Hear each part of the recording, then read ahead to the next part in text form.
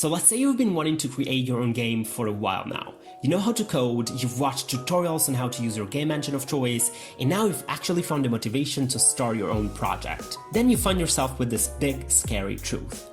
You have no idea how to draw, you're not an artist, and you don't even know where to start. I've been there too. I'm an engineer and I don't see myself as an artist at all. However, I believe that drawing, just like any other skills, can be learned by anyone. So today, I'd like to share with you a couple of tips on how to approach pixel art from a non-artist perspective.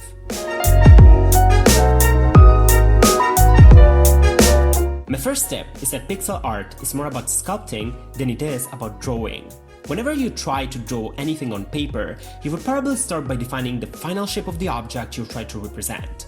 When doing pixel art, however, you can just start with a big chunk of pixels, then sculpt your way through it. So just start with the closest shape you can assimilate the object to, then erase the pixel around to obtain the final result. For example, if you were to draw an apple, you could start with a simple circular shape, then sculpt it to make it look like an apple. My second tip is that 16 by 16 pixels is all you need. When I first started pixel art, I had no idea how many pixels I would actually need to draw whatever I wanted to draw. I would just create a new 100 by 100 pixel file in Aseprite and start messing around. Don't do that.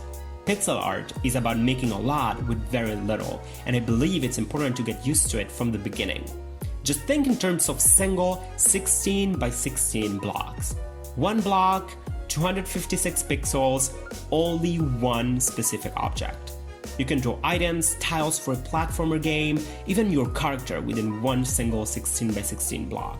You are 100% going to feel like you need a little more space, we've all been there, but just stick with your 16 by 16 block and make the most out of it. Take for example Madeline from the game Celeste. Her character sprite is actually made of around 120 pixels, which is about half the max amount of pixels you have in a 16 by 16 block. My third tip is to only draw what's necessary. One of the obvious limitations with only working with 16 by 16 pixels is that you can't draw every single detail of the object you're representing. The good news is that there is no need to have all those details in the first place. If used efficiently, those 256 pixels are more than enough to deliver the idea of the object you're trying to draw.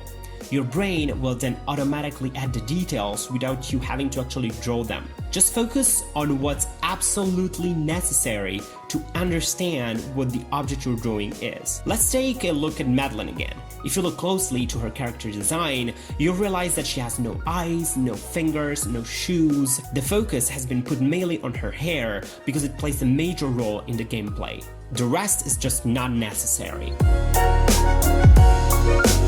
My fourth tip is that pixel art makes more sense when zoomed out.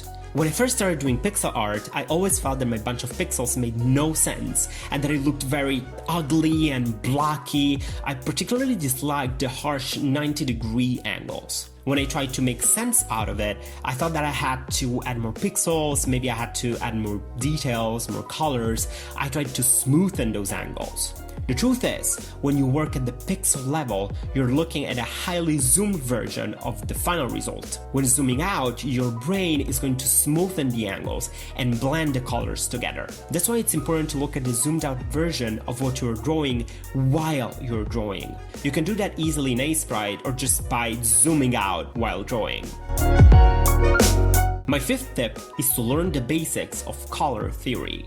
There is a lot that can be learned about art and all the different techniques, design, composition, especially coming from a non-artistic background. However, since we don't have all the time of the world, it's important to select a couple of topics that are worth learning more about. The basics of color theory are one of those things. Just spend some time learning about hue, saturation, lighting, contrast, complementary colors, and how they can be used to choose and use colors. I have a pretty scientific approach when it comes to color. Instead of spending a lot of time trying to find the perfect color based on my feelings, I just pick one, then work on its hue, saturation, and lighting values, and move from there to choose other colors. On top of that, it's very important to know that the colors you see on your screen highly depend on the device you're using. So a green pixel may look more bluish or yellowish, whether it's displayed on a TV, a computer, or a phone.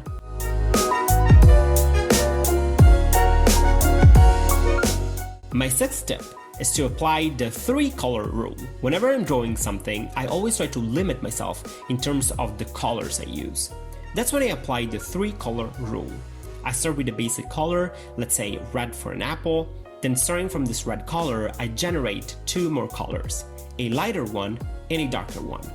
The lighter one is made by changing the hue towards orange, slightly increasing saturation and increasing lightness. The darker one is made by changing the hue towards purple, slightly decreasing saturation and decreasing lightness.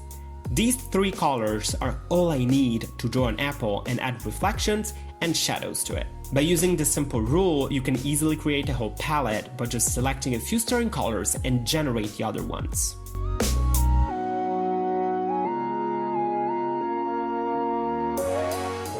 My 7th tip is Symmetry and Shape, asymmetry in color. A general rule that I got from watching a lot of different tutorials is that you want your drawings to have some sort of symmetry, then break the symmetry to make the drawing more interesting. In the case of pixel art, symmetry plays a major role because it makes the object easily recognizable for our brains.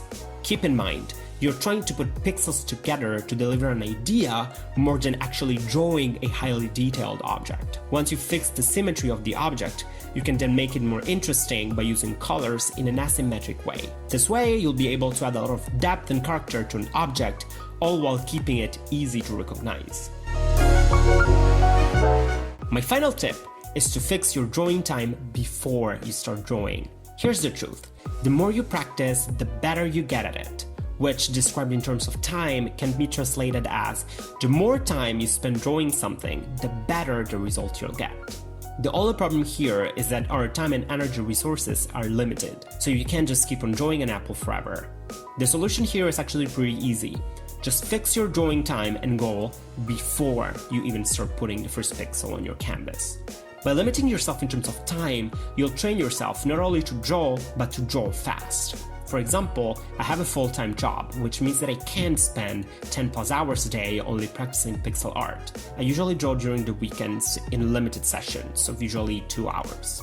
I tell myself that no matter how good or awful it looks, I'll come up with something. By applying this rule, I've been able to create all the art for my game, all while efficiently improving upon my pixel art skills.